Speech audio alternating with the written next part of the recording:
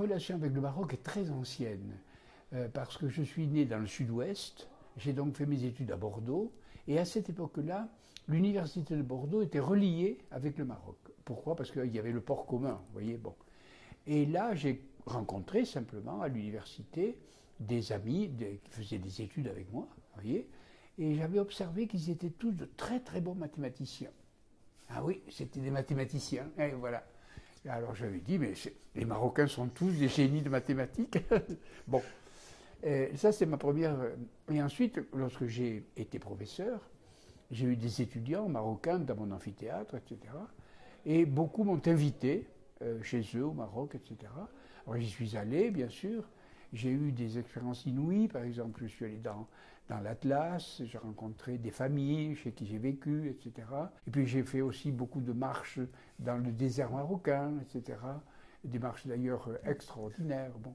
Et par conséquent, j'ai connu le Maroc à la fois des trois côtés, le côté intellectuel, le côté montagnard et le côté désertique. Et par conséquent, j'ai été très attiré par ce pays.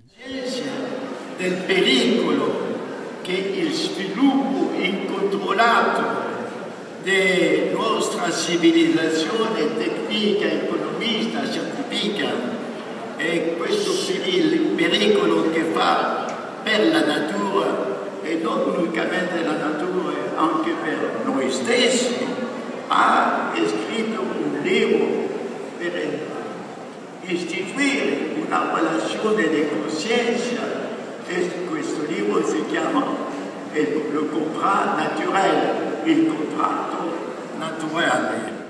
Il y a eu des changements profonds que j'analyse d'ailleurs dans mes livres, qui touchent l'agriculture, qui touchent l'espérance de vie, qui touchent la douleur, qui touchent le corps, qui touchent la manière, les relations entre les hommes et les femmes, etc. Vous voyez.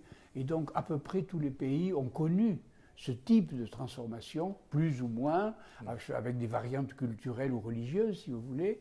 Mais oui, oh là là, le Maroc que j'ai connu à l'époque des étudiants, vous savez, j'ai 83 ans. Quand j'en avais 20, ça fait il y a plus d'un demi-siècle. C'était donc le Maroc, mais la France aussi d'ailleurs, a beaucoup changé depuis, et il y a eu un changement, oui, ça c'est sûr.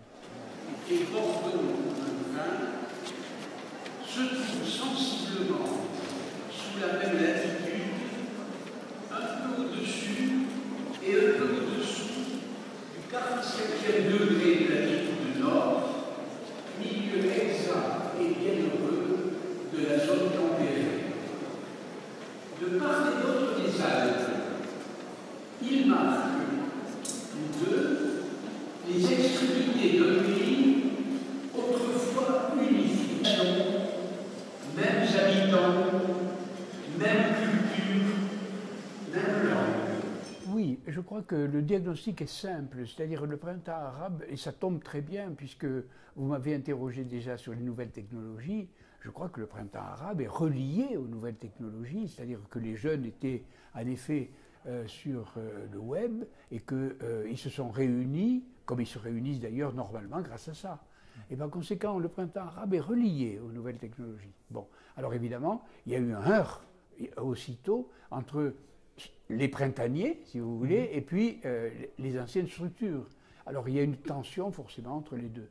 Mais ça, vous savez, il n'y a qu'à regarder l'histoire de tous les pays, il y a toujours cette tension-là, vous voyez. Alors il faut attendre un effet qui va plutôt l'emporter, ou plutôt l'avenir, vous voyez, c'est-à-dire ce que les jeunes espèrent et attendent, et puis les anciennes structures.